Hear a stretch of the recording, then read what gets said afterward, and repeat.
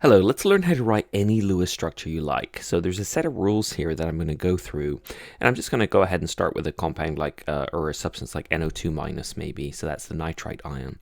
So we're going to start with a skeleton structure, and with a skeleton structure we typically put the hydrogens on the outside if there is one.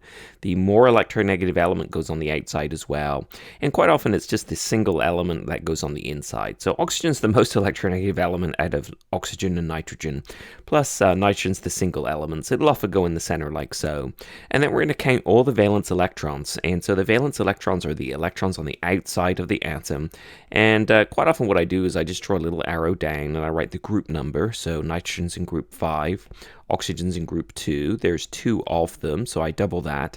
And then anytime there's a negative charge, I'm going to add an electron, and if there were a positive charge, I'm going to take away an electron. So that gives us 18 electrons to play with here.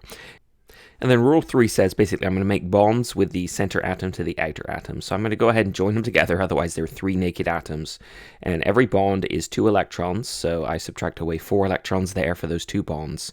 After I've done that, I'm going to look at the outer atoms and I'm going to give them enough electrons in pairs so that they have an octet.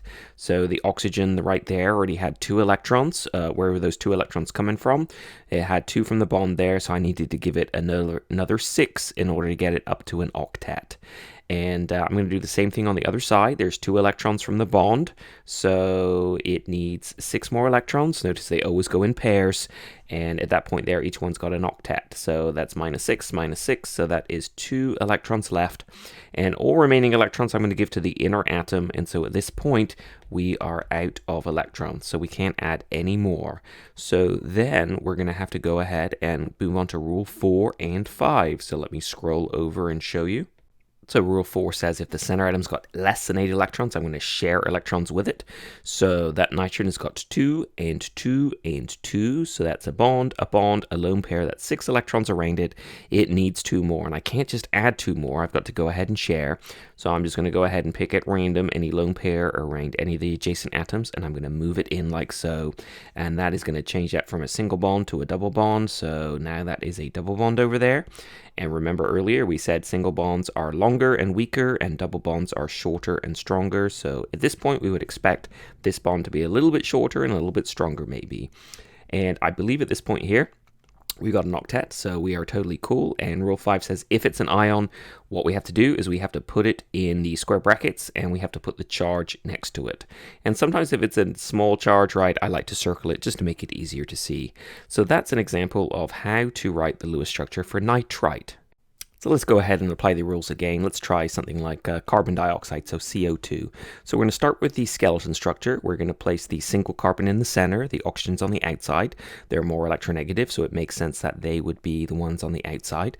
We're going to count the electrons, so carbon's in group 4, oxygen is in group 6, and there's 2 of them. So we double the 6 and add that to 4, so that's 16 valence electrons. And yep, so then we make bonds. So what we're going to do is we're going to join up the center atom to each one of the outer atoms. Every time we do that, we use up 2 electrons. So 2 bonds is 4 electrons, 12 electrons at this point here.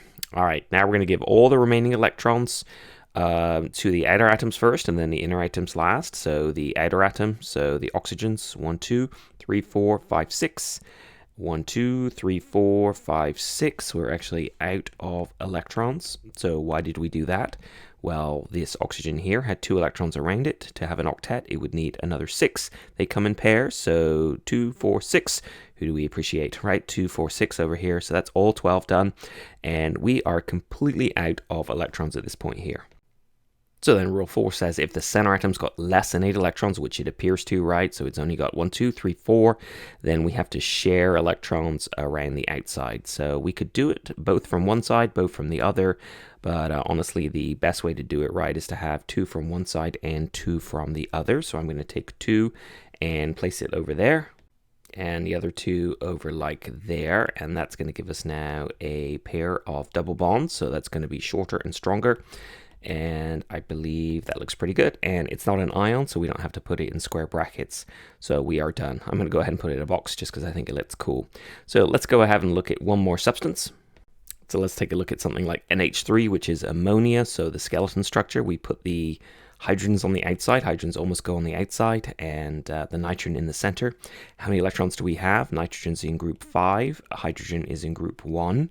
And there's 3 of them, so that gives us a total of 8 valence electrons. We are going to make a bond between the center atom and each one of the outer atoms. And every time we make a bond, we use up 2 electrons. So we have now used up a total of 6. And that gives us 2 electrons remaining. Now, here's the thing. We put the electrons on the outer atoms before the inner ones, but the outer atoms are hydrogen. And if you remember, hydrogen obeys the duet rule, so it only needs 2 electrons around it. So each one of these actually already has 2 electrons around it, so they're perfectly happy. So then we put the last 2 electrons right around the center atom. And rule number 4 says that if the center atom has less than 8, we would make double and triple bonds. But the nitrogen's got 2, 4, 6, 8, so it's actually cool. And rule number 5 says if it's an ion, we would put it in square brackets and write the charge next to it, but it's not an ion. And so we are pretty much done at this point.